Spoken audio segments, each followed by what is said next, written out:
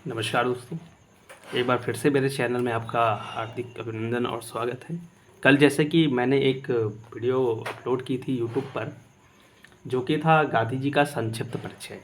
आज फ्रेंड्स जो हम पढ़ेंगे गांधी जी के बारे में ही, और गांधी जी के द्वारा मुख्य आंदोलन जो चलाए गए थे उनके बारे में इस 5 मिनट के अंतर्गत समझेंगे। हम सारा का सारा ये डिटेल शॉर्ट में ही 5 मिनट में जितना हो सकेगा उतना हम समझने की कोशिश करेंगे, और इससे जो जो क्वेश्चन बन सकते हैं ऑब्जेक्टिव टाइप चाहे शॉर्ट क्वेश्चन, उन पर भी थोड़ा सा डिस्कस करेंगे। तो आइए फ्रेंड्स देखते हैं।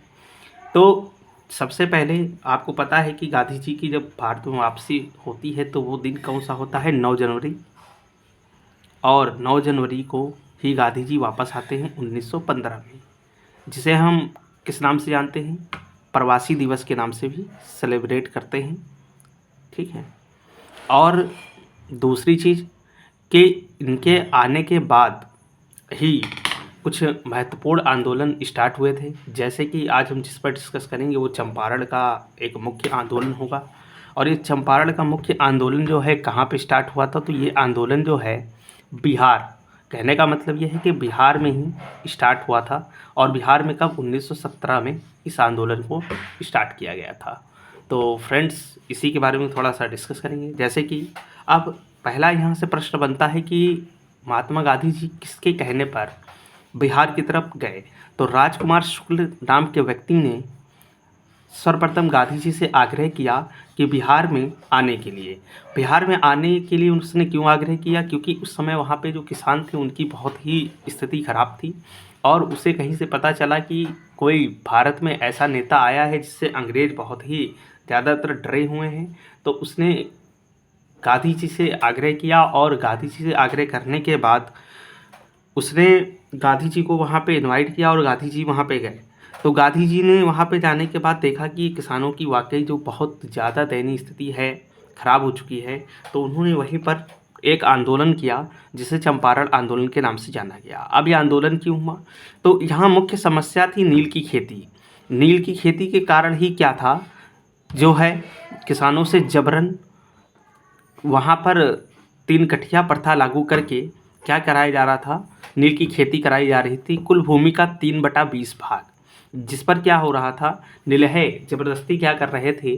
वहाँ पे नील की खेती करा रहे थे किसानों से, जिससे क्या हो रही थी? उनकी ज़मीनें जो थी बंजर हो रही थी, जिसके कारण यहाँ पर किसान काफ़ी हद तक परेशान थे। इसी के कारण जो है यहाँ पर चंपारण में यह आंदोलन हुआ, जिसे हम चंपारण आंदोलन के नाम से जानते हैं, ठीक है फ्रेंड। तो ये रहा आपका चंपारण आंदोलन, इससे ज़्यादा और कोई नहीं। अगर रीज़न अगर पूछा जाता है कि चंपारण आंदोलन का मुख्य कारण क्या था, तो नील की खेती ही मुख्य कारण थी, जिसमें के कारण चंपारण आंदोलन हुआ। अब आते हैं दूसरा, खेड़ा का आंदोलन। ये भी बहुत ही महत्वपूर्ण आंदोलन है फ्रेंड्स। ये आंदोलन कब हुआ? 1918 में हुआ। और इसका मुख्य उद्देश्य क्या था? ये किस कारण किया गया? अहमदाबाद मिल मजदूर वेतन की वृद्धि की मांग कर रहे थे, यानी कि अहमदाबाद में जितने भी मजदूर थे वे अपने वेतन में वृद्धि चाहते थे। इसी कारण ये आंदोलन हो रहा था, ठीक है। पहला तो कारण ये था। दूसरा कारण एक और था कि खेड़ा के किसान फसल बर्बाद हो जाने